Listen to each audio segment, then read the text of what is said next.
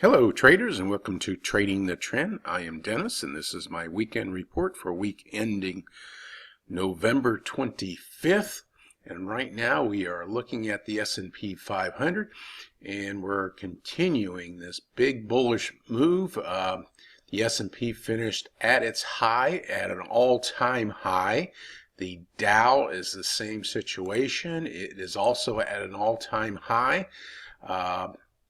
Dow 20,000 looks like it could be in play, but I sure would like to see a somewhat of a pullback before it makes that move, because right now there's just a lot of empty air down here. So it's hard to get in right here because this thing could pull back and you could get hurt for a while. Other things I am looking at on the commodity front, nothing good on commodities, period. Look at oil. Let's see here. Here's oil.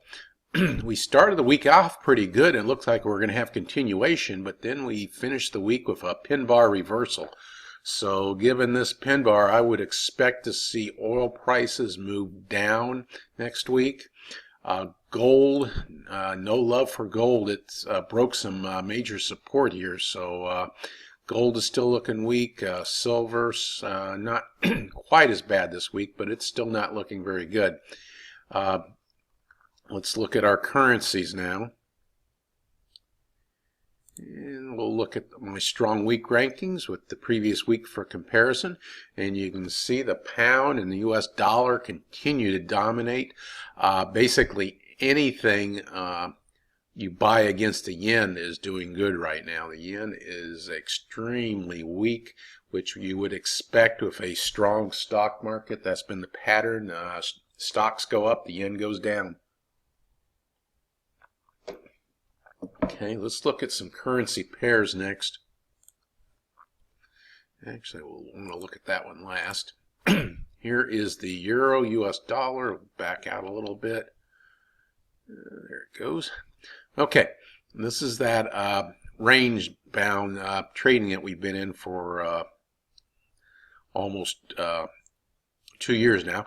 And as you can see, we're getting to the bottom of that range, and we're finding support there. So you know, we had 2 big down weeks, and then this week we're finished with doji. So it's hesitating here, and either it's going to back up and give another go at it, or it's just going to reverse and head back to the top of this range. So we'll be watching that. Aussie US dollar. After a couple good down weeks, we did reverse a bit this week. Not a major upswing. We'll have to see. Maybe the dollar can get strong again and this thing can head back down. Looking at some yen pairs. Here is the US dollar against the yen. Even though the dollar weakened a little bit by the end of the week, it was still very strong against the yen.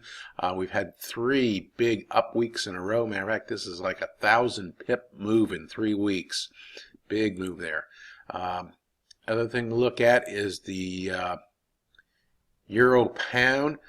Here we got a 4-week losing streak for the euro pound, and it looked like it might have been stalling out last week, but it gained some strength again this past week. So this thing could definitely be heading lower. Let's see here. Look at it on the daily. We do have the 200-day moving average coming up, so see here, how far away is that? Get the ruler out here. So we're looking at it, another 200 pips. So maybe we hit this 200 moving average and we get some major support there. This 8250 area has shown to be support before, and that's about where the 200-day moving average is laying at, so definitely some strong support there. But in the meantime, I would expect this thing to continue to move lower. And I think that's the last one I wanted to show for today. And hopefully everyone had a good weekend, and I will catch you all later on my thread.